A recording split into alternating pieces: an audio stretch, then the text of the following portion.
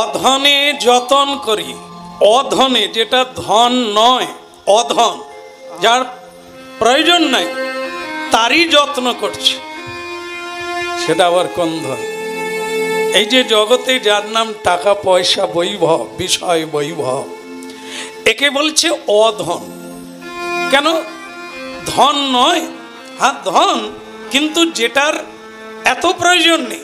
বাঁচলে টাকা লাগে, অর্থ লাগে, খাওয়ার জন্য, বাঁচার জন্য লাগে, কিন্তু সেটাকেই যদি জীবনের উদ্দেশ্য করা হয় যে অর্থ কামানোই আমার জীবনের উদ্দেশ্য, তাহলে একবারে মূর্খের সঙ্গে তুলনা করা হয়। কেন? অধনে যতন করি ধন ত্যাগিন। যখন আপনি পার ঘাটায় দাঁড়াবেন, বলো হরি, দেহ আপনার এখানে রইল, গায়ে যত সোনা দানা ছিল ওটা আগে ঘি মাখাবার আগে খুলে নিল।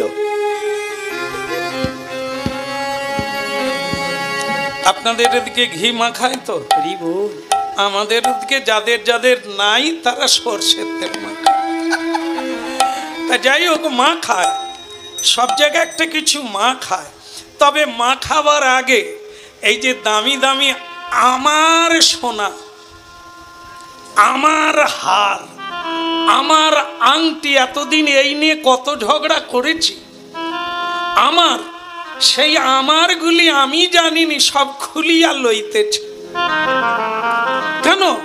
আমি মরিয়া গেলাম, যেখানে যাইব সেখানে লইয়া যাইব। ঘান নাড়ুন, কিছু নিয়ে আসি না, কিছু লইয়াও যাইব না, ইহা সত্য। কেউ জানে না এরকমটা নয়। তবু চোর চুরি করে, তবু ঝগড়া করে সোনা দানা, বিষয় বৈভব, মামলা করে, ভাইকে হারিয়ে বাবাকে খুন করে জমি জায়গা আজও পর্যন্ত নিচ্ছে। সেও কিন্তু জানে খালি হাতে আইসাছি বাপ, খালি হাতে যাইব, যাবার সময় কোনো কিছু লইয়া না যাইব। যে খুন করছে সেও এই তত্ত্বটা জানে। মাঝখানে যেটা জানে না সেটা কি? সেটা হলো কে তাকে এমন করাচ্ছে, সেটাই সে জানে।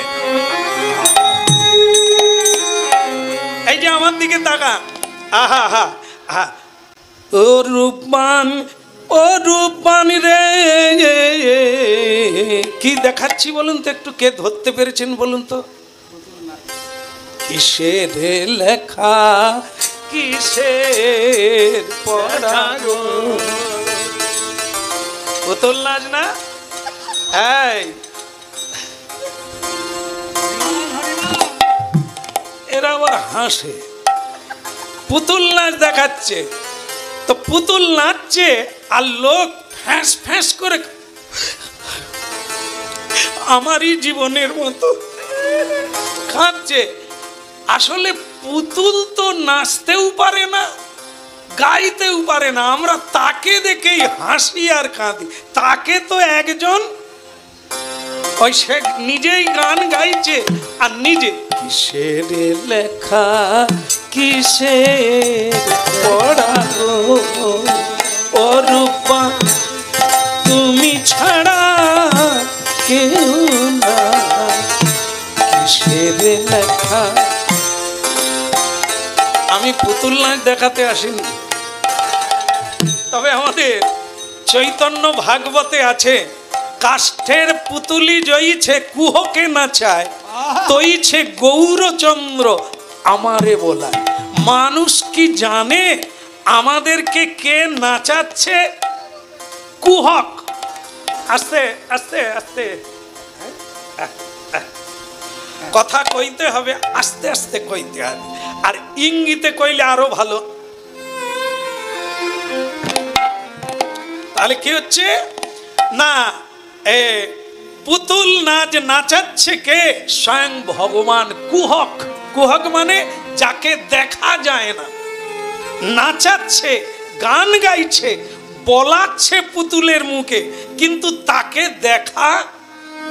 এই আমরা সব সংসার রঙ্গমঞ্চে পুতুল নাচতেছি, আমরা কেউ নাচতে পারি না।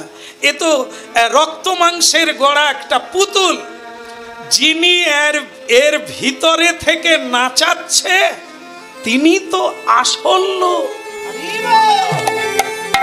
এত জানিয়াও খালি হাতে আসিয়াছি, খালি হাতে যাইব, জানলাম তবে কেন পারছি না?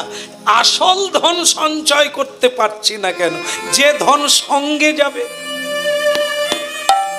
সে ধনে যত্ন নিই না, অধনে যত্ন করি, ধন ত্যাগী না। যেটা সঙ্গে যাবে না তার জন্যই আমরা চেষ্টা করছি আর সময় ব্যর্থ করছি। কিন্তু যেটা আমি যেখানেই যাব সেখানেই জন্মে জন্মে প্রাপ্ত হব।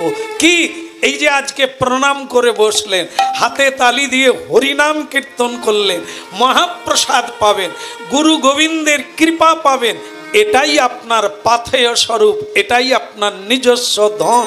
যেখানেই জন্ম নেন আপনি আবার প্রাপ্ত হন।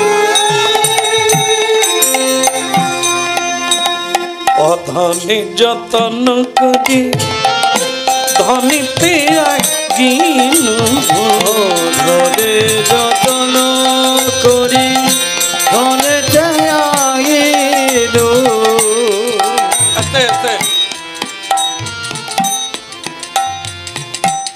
আজকাল হরিনাম শুনে ভীষণ ভীষণ কাজ হচ্ছে। বহু ছেলে মেয়েরা পর্যন্ত কৃষ্ণ ভক্তি লাভ করছে। অনেক ছেলে মেয়েরা ঝোলামালা নিয়ে হরিভজন করছে, মহাপ্রসাদ পাচ্ছে। এটি হচ্ছে শ্রবণের ফল। শুনলেই কাজ দেবে। শুনে না তো মানুষ, যে শোনে না সে এগোতে পারে না, সে শান্তি পায় না, সে বসতে পারে না। আর যে শুনেছে সে ধীর হয়ে যাচ্ছে, সে স্থির হয়ে যাচ্ছে, অচঞ্চল হয়ে যাচ্ছে, আর তার কোনো অভাব থাকে।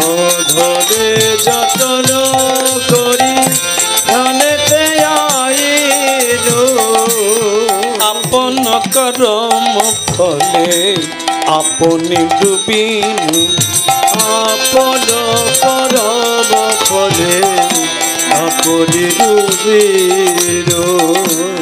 একটা কাহিনী বলি, আপনারা যেহেতু মন দিয়ে শুনছেন, বলবো বলি? হ্যাঁ, প্রণামটা করা দরকার। প্রণাম করে বসবেন, প্রণাম করে উঠবেন। যেখানে যেমন সেখানে তেমন। এখানে আমাদের বাবার বাবা একলে ঈশ্বর পিতা, আর সকলে ভৃত্য। ভৃত্য বাবুর কাছে, মনিবের কাছে হাত জোড়ো করে থাকে। হ্যাঁ, যেমন হনুমান বসে আছে, যেমন গরুর হাত জোড়ো করে বসে আছে, ঠিক তেমনি আমাদেরকেও এখানে হাত জোড়ো করে বসতে হয়, মাথা নিচু করে বসতে হয়, প্রণাম করে বসতে হয় বিশ্ব পিতার চরণে।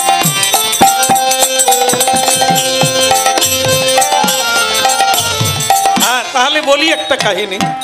অধনে যতন করি, এই অধনে যতন করি উপরে একটা কাহিনী, গল্প শুনুন। একটি কুমারী মেয়ে হরিনাম শুনে সাধু সঙ্গ করে তার চৈতন্য হলো। জীবনে যতদিন বাঁচব 12 জন করে বৈষ্ণব সাধুর সেবা দেব, তারপরে জলস্পর্শ করব, বাস। এখন বয়স তো কার থামে না। বিয়ের সময় হলো, বাবা মা ছেলে দেখলো। এক মুদি দোকানদার ব্যবসায়ী, বড়লোক। হ্যাঁ, তা মেয়ে তখন বলছে আমার একটা চুক্তি আছে, আমার একটা কথা আছে। আমি কুমারী বেলা প্রতিজ্ঞা করেছি 12 জন করে বৈষ্ণব সেবা দেব।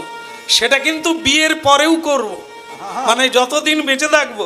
সেটা যদি ছেলে মেনে নেয় পাত্র, তাহলে আমি বিয়ে হতে রাজি, আর নাহলে কুমারী থেকে যাব।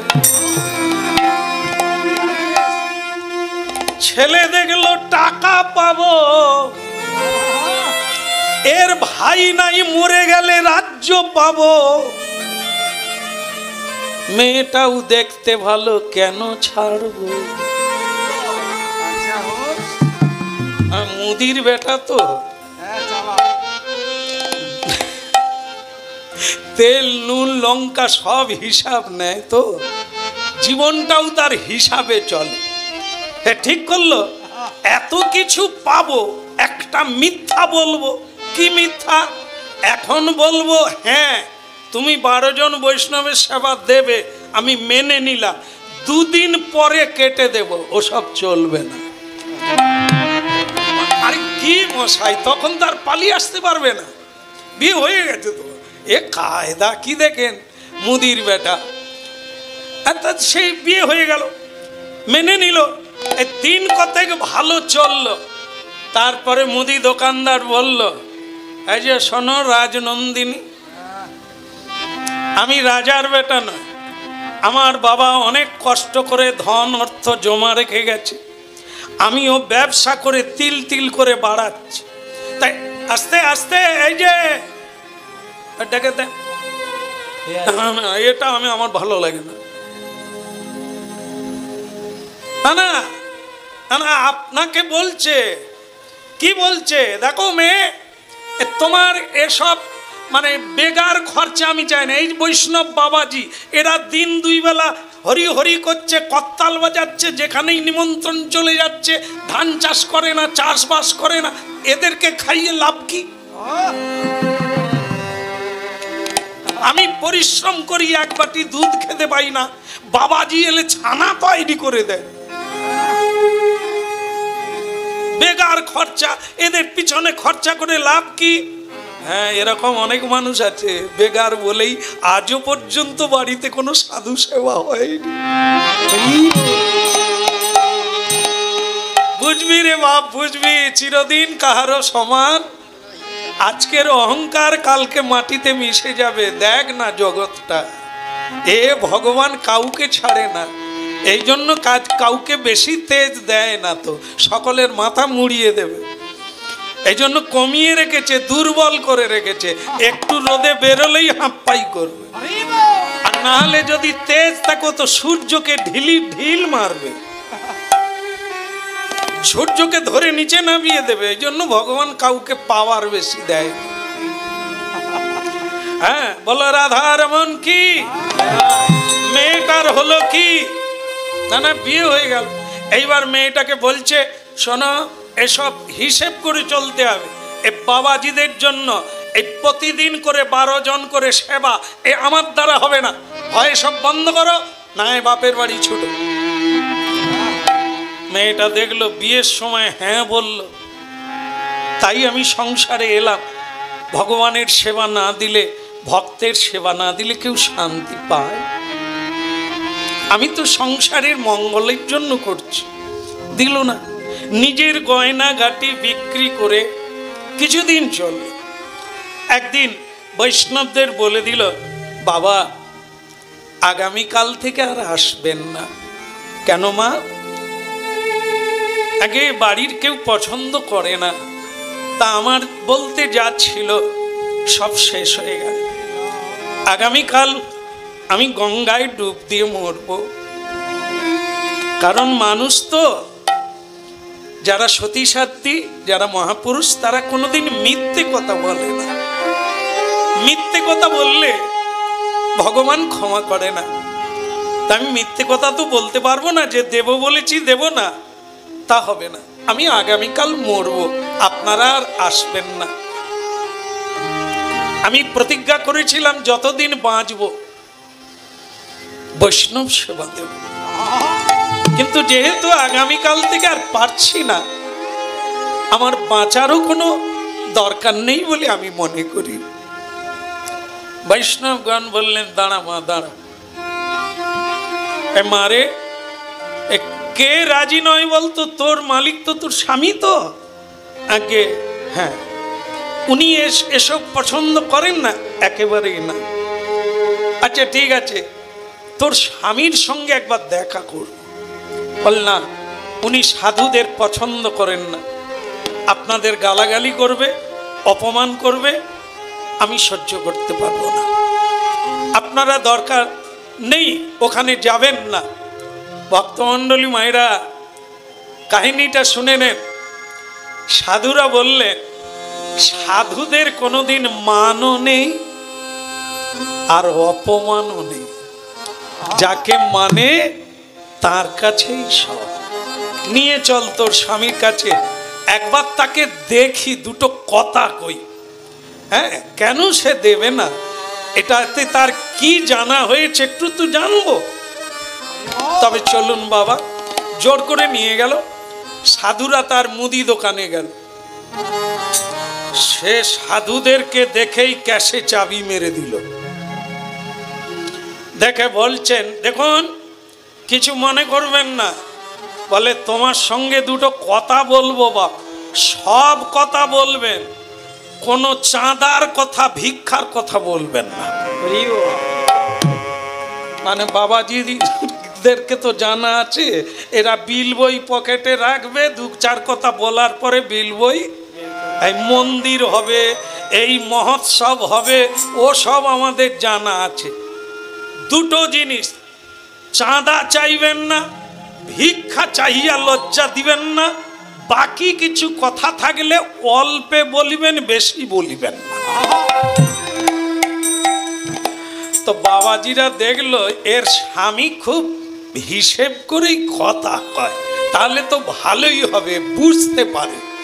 আরে বাপ, তা তুমি ভালো আছো?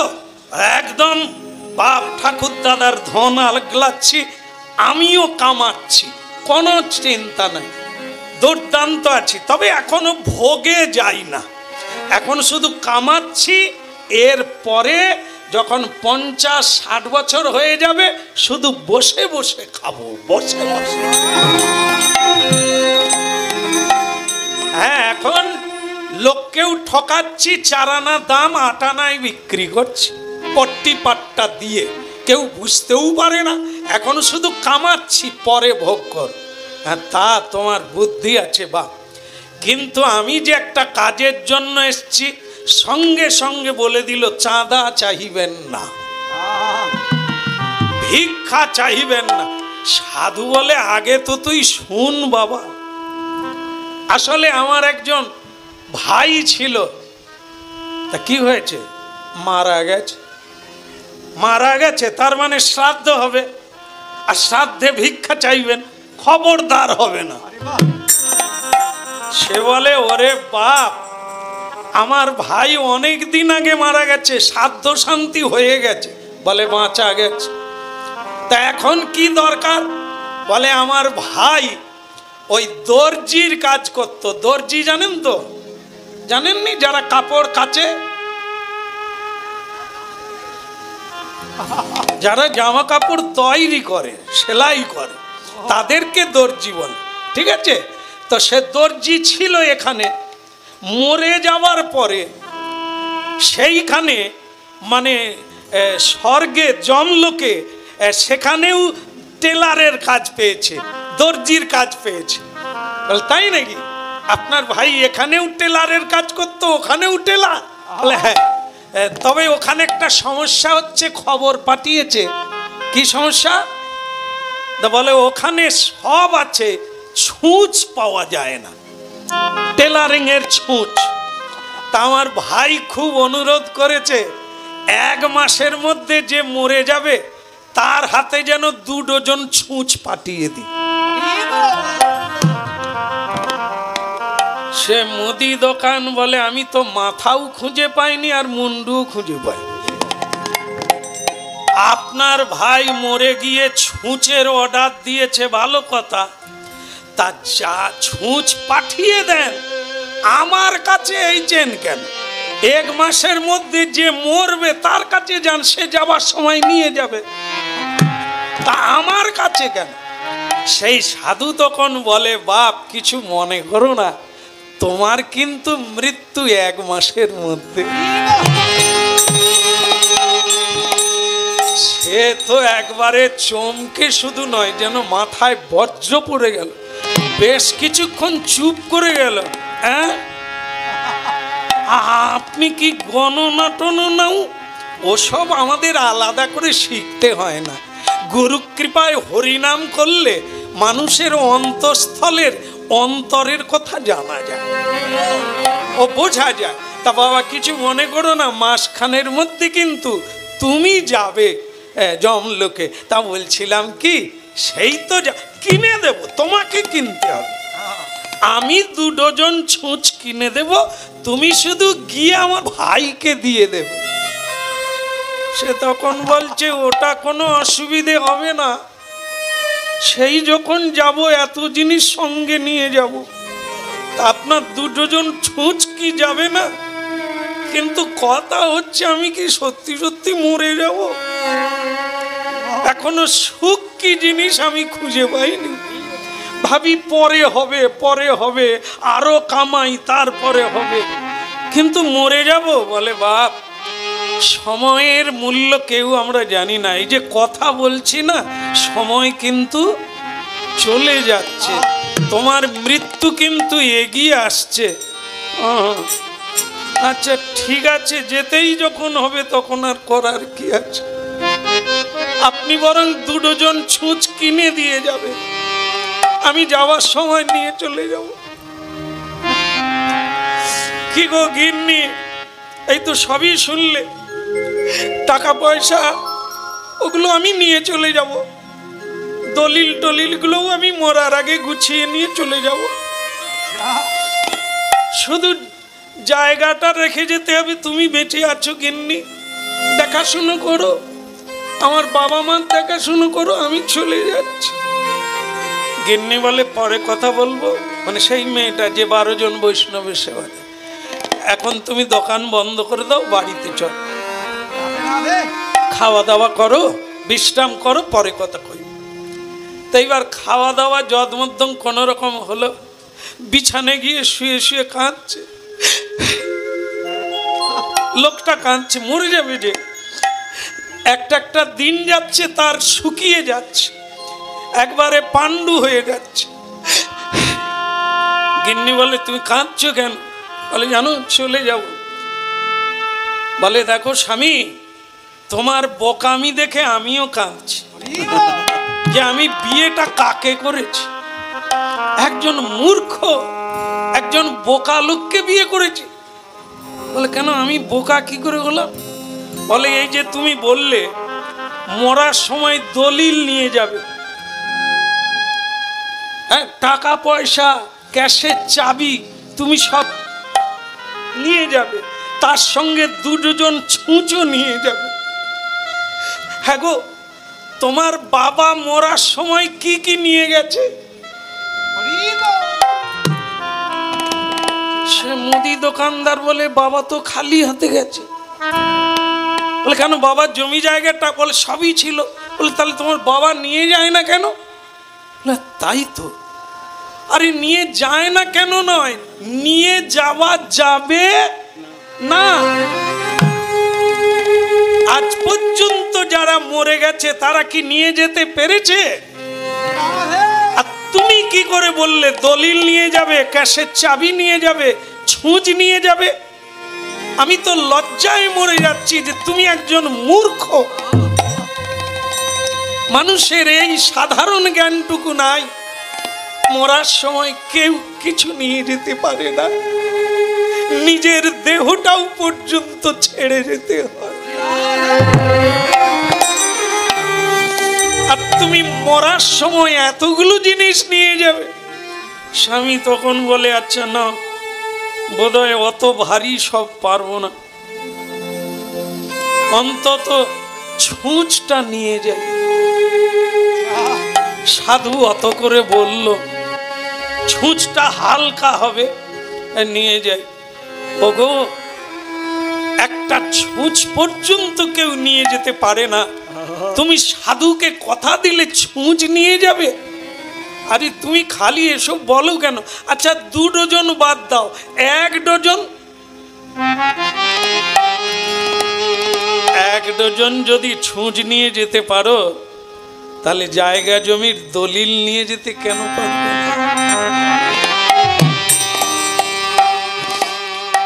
সাধু এসে গিয়ে বলছে বাবা একটা কাজ করো, ডজন ডজন বাদ দাও, একটা ছুঁচ নিয়ে যাও। এতক্ষণে সে বুঝতে পারলো একটা ছুঁচো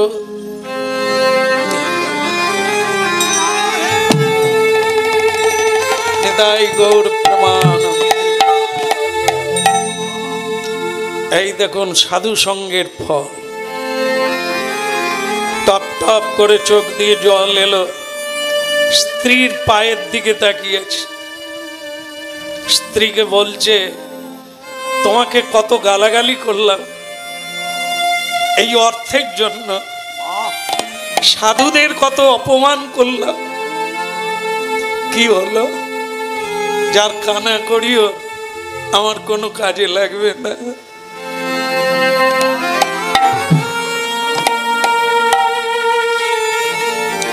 ভগবান তোমাকে আমার জীবনে গুরু রূপে পাঠিয়ে দিয়েছে, কিন্তু আমার দুর্ভাগ্য আমার চোখের উদয় হলো না, আমার জ্ঞান হলো না। তোমার টাকা পয়সা বন্ধ করে দিলাম, আজ পর্যন্ত যদি দিয়ে যেতে পারতাম কত কাজ এগিয়ে থাকতো, কত ধন সঞ্চয়।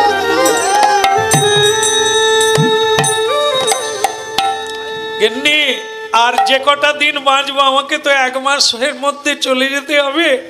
সাধুজি আপনারা আশা বন্ধ করবেন না, আমার বলতে যা আছে আমি সব পত্নীকে দিয়ে দিলাম, ও যেমন খুশি হরিনাম করুক, যজ্ঞ করুক, বৈষ্ণব সেবা দিক, আর আমি কোনো বাধা দেব না।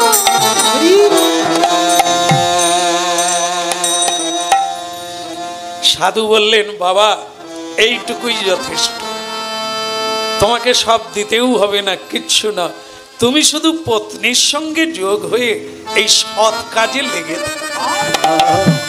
আর কিচ্ছু না। আর আমি তো মরে যাব গোসাই। বলে মরবে ঠিকই, তবে আমরা যেটা বলেছিলাম 1 মাসের মধ্যে, 1 মাসের মধ্যে না,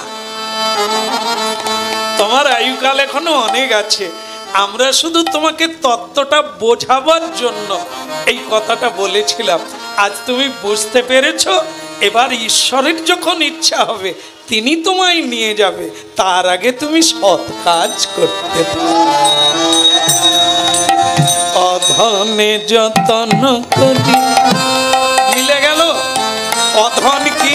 যা সঙ্গে যাবে না। ধন কোনটা? যেটা সঙ্গে যাবে। অধনে যতন করি,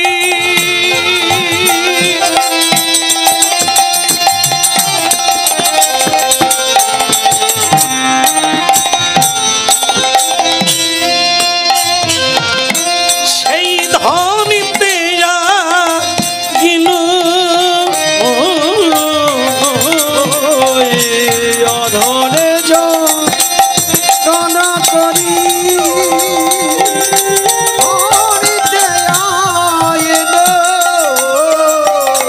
মনরে মনরে মনরে মনরে আপন করম ফলে আপনি রূপে আপন করম ফলে আপনি রূপে। আমি দোষী দেব যার কারে, আমি দোষী দেব কারে, আমি দোষী দেব যার কারে, আমি দোষী দেব যার কারে, আপন কর্মে কেঁদে মরি, দোষী দেব যার কারে, আপন করে ডুবে মরি, যা বলবো বলে ভবে এলাম, দোষ দেব কারে, আমি দোষী দেব কার, হরি বল বলা হলো, আমি দোষী দেব, আমি দোষী দেব কারে। বলে রাধার মন কি। ভক্তমণ্ডলী মায়েরা, ভগবত তত্ত্ব মানুষকে জীবন দান করে, মানুষকে নবপথ দেখিয়ে দেয়, মানুষকে সত্যের পথ দেখিয়ে দেয়, এই সেই হরিনাম, যেটা সঙ্গে যাবে আবার পাবো, আবার পাবো, এই সুযোগ আবার পাবো, আবার হরিনাম যজ্ঞ হবে, বাড়িতে হরিনাম গাইতে গাইতে বৈষ্ণবগণ আসবে, তাদের চরণ ধৌত করে দেব। রাজা মহারাজারা যজ্ঞ করে কেন? ওইটা পাওয়ার জন্য, চরণ ধৌত করে চরণ ধুলি পাওয়ার জন্য, তাদের উচ্ছিষ্ট পাওয়ার জন্য, তাদের বদন থেকে হরিনাম শোনার জন্য এই যজ্ঞ।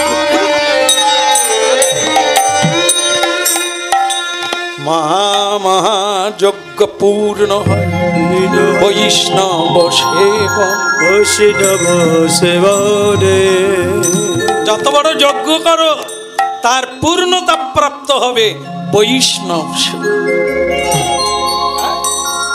আজকে আমরা বৃন্দাবনের কথা শুনবো, ব্রজধামের কথা শুনবো, চিন্ময় ধামের কথা শুনবো, অন্ন ভিক্ষা। যেহেতু আজকে মহোৎসব, আমরা সেই মহাপ্রভু মহাপ্রসাদের কথা শুনবো। বলে গৌরাঙ্গ মহাপ্রভু কি? আহা চল মন গঙ্গা যমুনা কে চল মন তাই গৌর হরি হরি গঙ্গা যমুনা কোতে।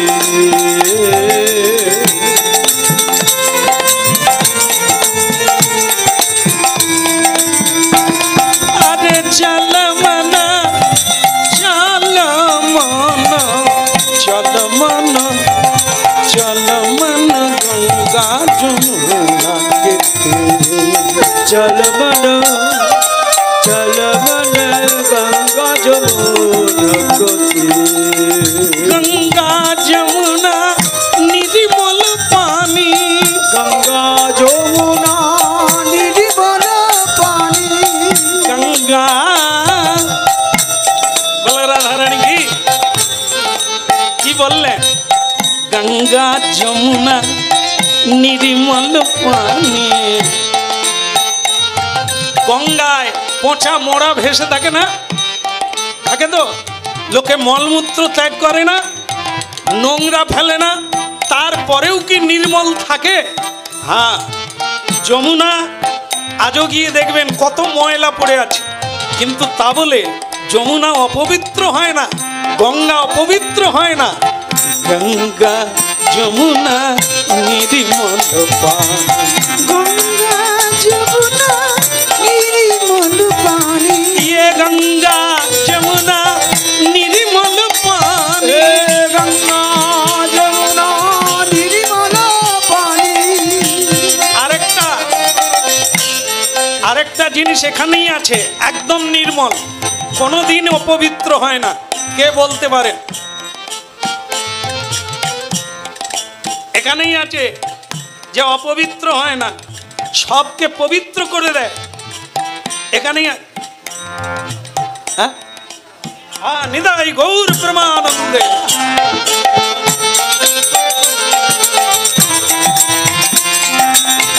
গঙ্গা যমুনা নির্মল পানি, গঙ্গা যমুনা নির্মল পানি। গঙ্গা যমুনা নির্মল পানি। গঙ্গা যমুনা নির্মল পানি। শীতল হওয়াত সদি,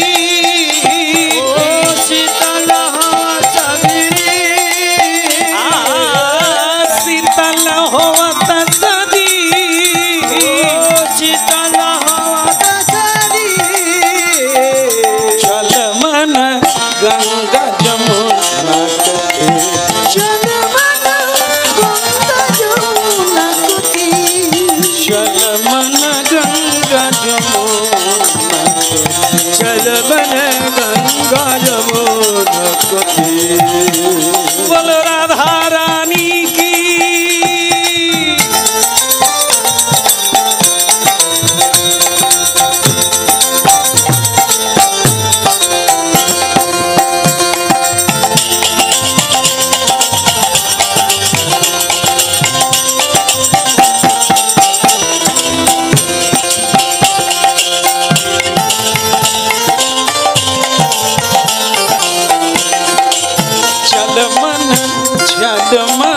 गंगा जमुना करते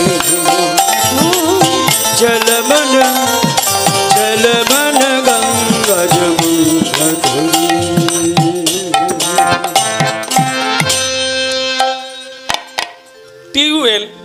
আর এখন সাবমার্সেলের জল, সজল ধারার জল।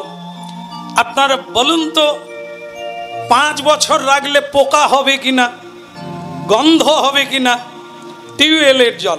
আর এখন যে কেনা জল, কিসের জল বলে? বোতল বোতল, হ্যাঁ বিশনাল, এ বলে বিষের বোতল। বলো রাধে রাধে।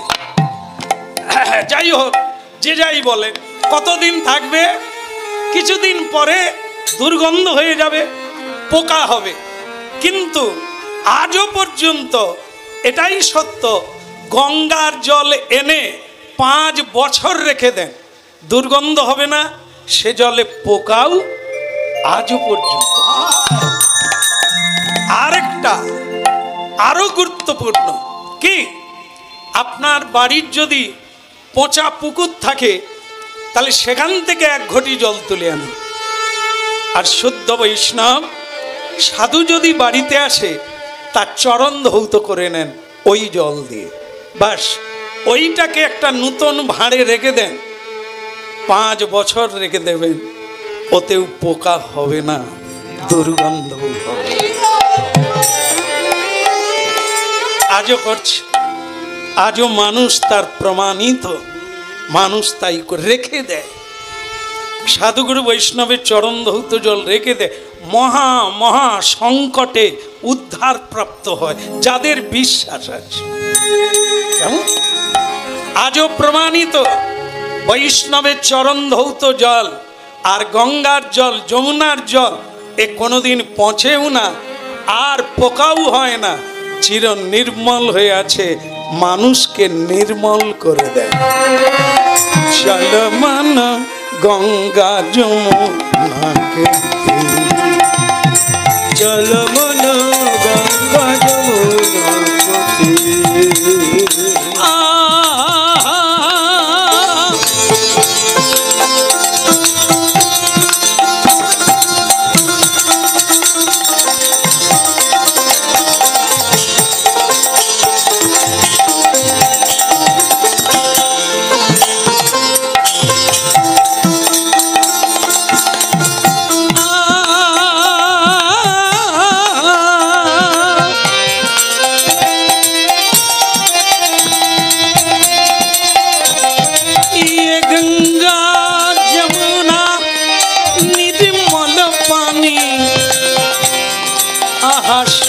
শীতল করে মন আছে, শীতল হওয়াত শরীর, চল মন গঙ্গা যমুনা বৃন্দাবন ধাম কি। এই যতক্ষণ কীর্তন হলো, এতে কি বলা হলো? কাকে যেতে বলা হলো? গঙ্গার তীরে, যমুনার তীরে মনকে, মন। শরীর বৃন্দাবনে যায়, মন কিন্তু বাড়িতে পড়ে থাকে। আর বাড়িতে দেহ থাক, শরীর, মন বৃন্দাবনে চলে যাক। এই দেখেন, এখানকার এক বুড়িমা, ঠাকুমা, জায়গা জমি বিক্রি করে বৃন্দাবনে গেছেন। বৃন্দাবনে গিয়ে 3 দিন কাটালেন। ভালো লাগলো মা? কি ভালো লেগেছে গো, কি ভালো লেগেছে। কিন্তু 3 দিন পরে বলছে, আমি এবার বাড়ি যাবো রে, মন থামছে না। বলে কেন ঠাকুমা? সব তো বিক্রি করে দিয়েছে, আর যাবেন কেন? বলে সব বিক্রি করেছি রে, কিন্তু পুকুর পাড়ে সেই ভালো জাতের যে আম গাছটা তো বিক্রি করিনি। আর পাড়ায় এবারে কারো আম হয় না, আমার গাছটাই যে কি আম হয়ে আছে। আরে ওই আদক পাড়ার বাচ্চা মোটেই ভালো না, আমি চলে এসেছি, হয়তো আমার গাছ উপড়ে খাচ্ছে, তাই আমি বাড়ি যাব। দেখুন, ঠাকুমা বৃন্দাবনে, তার মন কোথায়? বাড়িতে আম গাছের তলায়। উনি কি বৃন্দাবনে গেছেন? দেহটা গেছে, কিন্তু আসলে যে মন, সে তো আম গাছের তলায় ঘুর ঘুর ঘুর ঘুর করছে, কিন্তু বলছে বাড়িতে থাকো, হরিবাসরে থাকো, মনটাকে বৃন্দাবনে পাঠিয়ে বনিশি বাজাওত গাওত গান বনিশি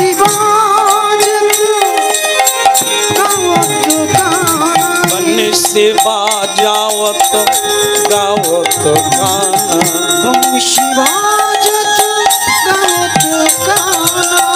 संगली जा बलबीर,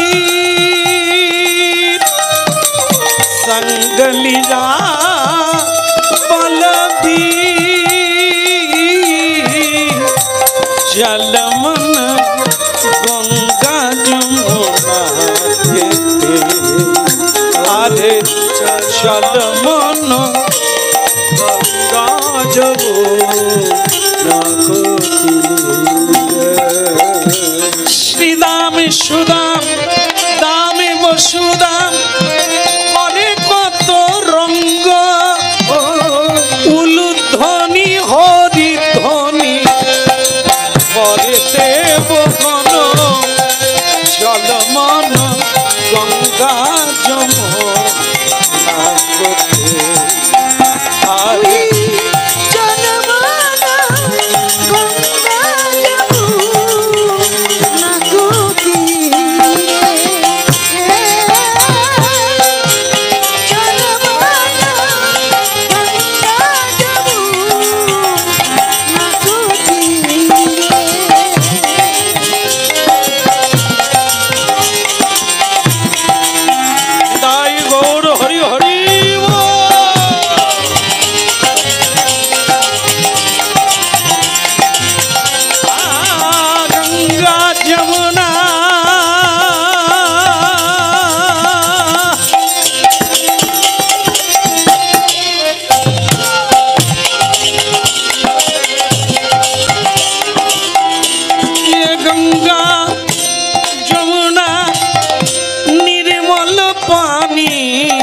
गंगा जमुना निर्मल पानी शीतल होवत सरी जलमन गंगा जमुना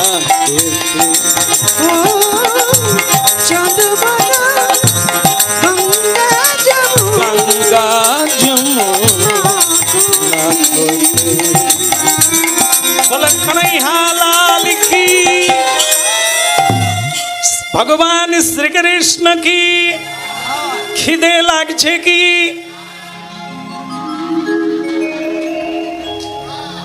কত লোক জলা দিয়ে খেয়ে নিয়ে চলে গেল বলে খিদে।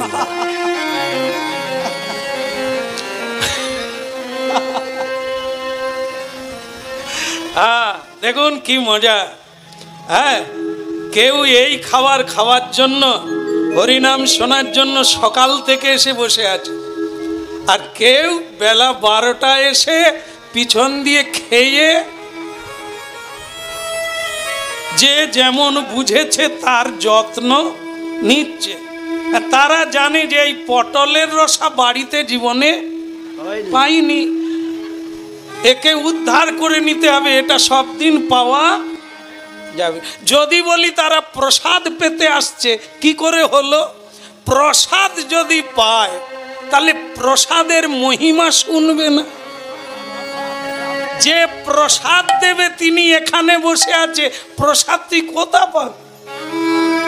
প্রসাদের নাম তো কৃপা, ডাল চচ্চড়ি প্রসাদ না, ও তো 3 ঘন্টার মামলা। এখানে মালিক বাবু যতই খাওয়াক 3 ঘন্টা পরে আবার পেটে হাত বুলাইতে হবে। কিন্তু এখানে যে প্রসাদটা হচ্ছে সেই প্রসাদটা 3 ঘন্টা নয়, 3 জনম নয়, জন্ম জন্মের ক্ষুধা।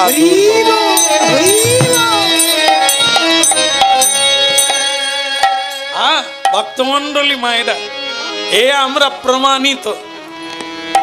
3 ঘন্টা হরিনাম কীর্তন করি, 3 ঘন্টা কেউ দাঁড়িয়ে দাঁড়িয়ে শোনে। বসে শোনে। আর তার ভেতরে কত মানুষ খেয়ে, হ্যাঁ, ধনে মৌরি খেতে খেতে চলে। এর ভিতরেই মানুষের এত তফাৎ, বৈচিত্র্য, চাওয়া পাওয়াও তেমনি বৈচিত্র্য। কেউ অধনকে যতন করছে, কেউ ধনের যতন করছে। নেতাই তবে খিদে লাগার কথাটা বলা হয়েছিল। আপনাদের যে খিদে লাগে না তার প্রমাণ আপনারা বসে আছেন। আপনারাও খবর পেয়ে গেছেন যে ওখানে চলছে, তবু বসে আছেন। তার মানে খিদে আছে, তবে মন্দা খিদে। কেন? একটা জিনিস তো খাচ্ছেন না। এ এমন এক জিনিস সারা জীবন আর খেতে হবে না। কোনটা বলুন তো? কখন? দে মা পাগলি করে ব্রহ্মময়ী, দে মা পাগলি করে, দে মা পাগল করে ব্রহ্মময়ী, দে মা পাগলি করে। আমার কাজ নেই মা জ্ঞানী বিচারে, কাজ নেই মা গো জ্ঞানী বিচারে, দে মা পাগলি করে ব্রহ্মময়ী, দে মা পাগলি করে, দে মা পাগলি করে ব্রহ্মময়ী, দে মা পাগলি করে ব্রহ্মময়ী, দে মা পাগলি করে।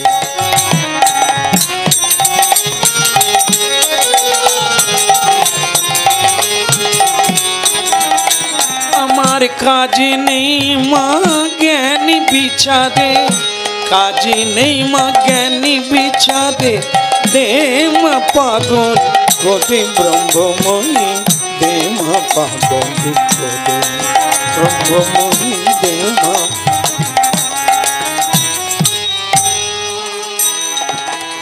যতক্ষণ জ্ঞান থাকবে আমি পুরুষ, আমি নারী, আমি ছেলে, আমি বাবা, আপনার খিদে লাগবে। আর আপনি যখন পাগল হয়ে যাবেন, রমে রামে মনোরমে ভোলানাথের মতো জনম জনম শ্মশানে বসে ভগবানের নাম কীর্তন করবে। ওই এক পাগল। যে পাগল জয়দেব ঠাকুর স্ত্রীর পায়ে ধরে কেঁদেছিলেন, আমাকে কৃপা করো, আমাকে কৃষ্ণ পাইয়ে দাও। চণ্ডীদাস ঠাকুর ধোবার মেয়ে রজকিনীর পায়ে ধরেছিল।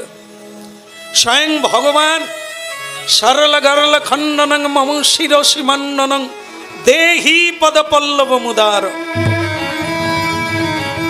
ভগবান মহাভাব স্বরূপিণী রাধা ঠাকুরানীর চরণ নিজ শিরে রেখেছিলেন।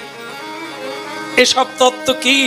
যেদিন আমরা যাব সেদিন আমরা পাগল হয়ে যাব, আর আমাদের খিদে লাগবে না, আর আমাদের সংসার থাকবে না, কেবল আনন্দময় থাকবে আর রাধা রানী। ভগবান শ্রীকৃষ্ণ বললেন, বেলা অনেক হয়ে গেছে, এখন কত? 11:30 বাজে। কি বাজেনি? তাহলে কটা বাজছে? একটা।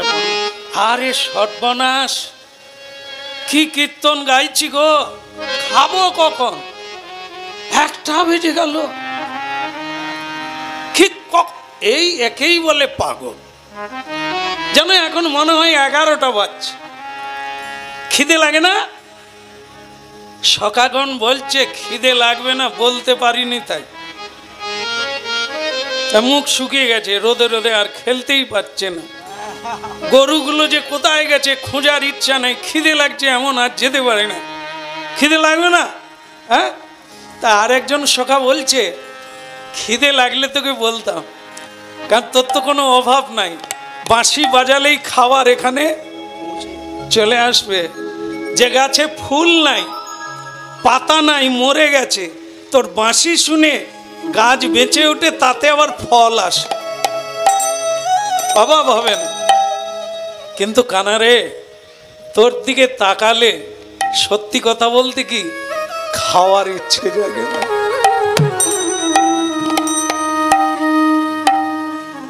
তোর বাঁশি শুনে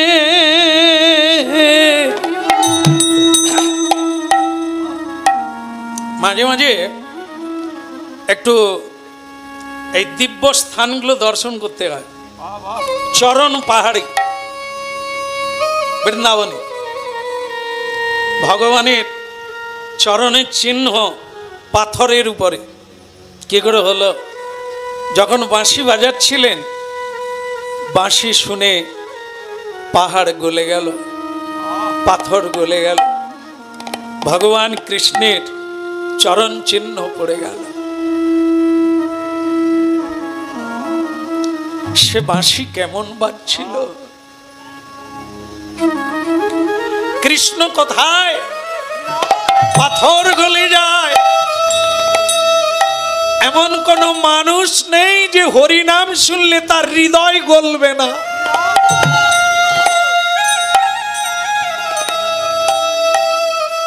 আজ কীর্তন জীবনে এটা দেখলাম, অনেক মাতাল কৃষ্ণ নামে মাতাল হয়ে গেছে।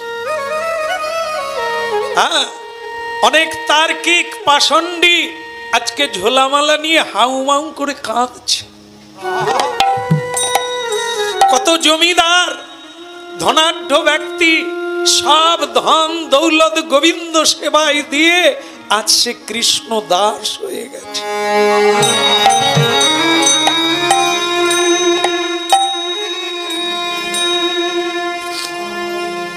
কত মায়েদের দেখবেন কত অলংকার পরে, আবার কিছু মায়েদের দেখবেন তার রূপ যৌবনের অভাব নাই কিন্তু কোনো অলংকার পরে না, তিলক দিয়েছে, তুলসীর মালা পরেছে, ভগবানের সেবা করছে। রাজরানী মীরা ভিখারিনী গিরিধারী তোমার লাগিয়া। রাজস্থান মীরাবাই আজও সেখানে গেলে নরনারীর চোখের জল ফেলে। কি আছে এই হরিনামে? কলিকালে এমন ঘটল। রাজরানী মীরাবাই রাজ ঐশ্বর্য, হ্যাঁ, পড়ার ইচ্ছা, খাওয়ার ইচ্ছা, থাকার ইচ্ছা বাদ দিয়ে গিরিধারীর জন্য খঞ্জনি নিয়ে এক শাড়ি এক কাপড়ে বেরিয়ে পড়ল রাস্তায় মধুময় শ্রী বৃন্দাবন। জাগ মাধব কৃষ্ণ গোপাল, জাগ মাধব কৃষ্ণ গোপাল।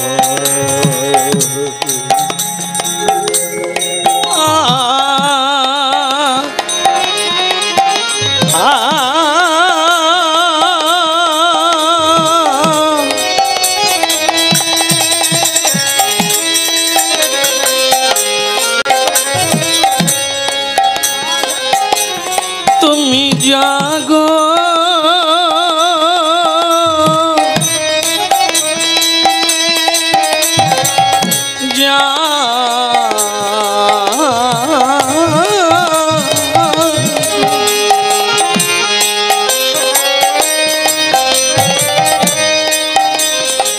জাগো জাগো মাধব কৃষ্ণ গোপাল,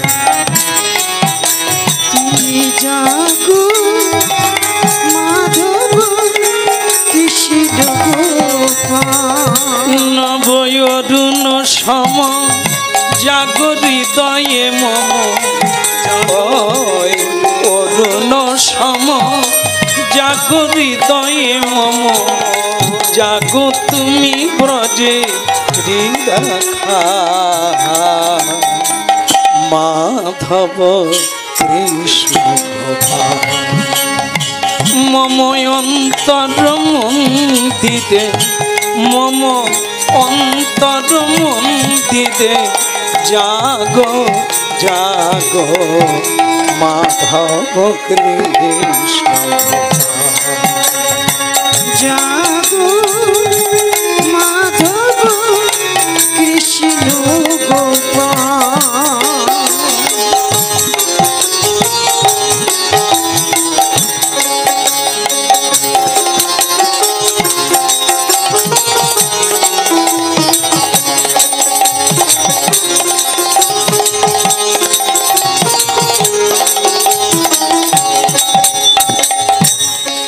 যশোদার নয়নে তুমি ননিচ, যশোদার নয়নে তুমি ননিচ, নন্দ দুলালি তুমি আনন্দ কিশোর, শ্রী রাধা বামে হৃদি ব্রজ ঠাম, শ্রী রাধা বামে আর হৃদি ব্রজ ঠামে, জাগো তুমি গিরিধারী লাল মাধব কৃষ্ণ গোপাল মময় অন্তর মন্দিরে, অন্তর মন্দিরে, জাগো জাগো মাধব কৃষ্ণ জাগো মাধব তাই কৃষ্ণ গৌর হরি। গোপাল মাধব কৃষ্ণ গোপাল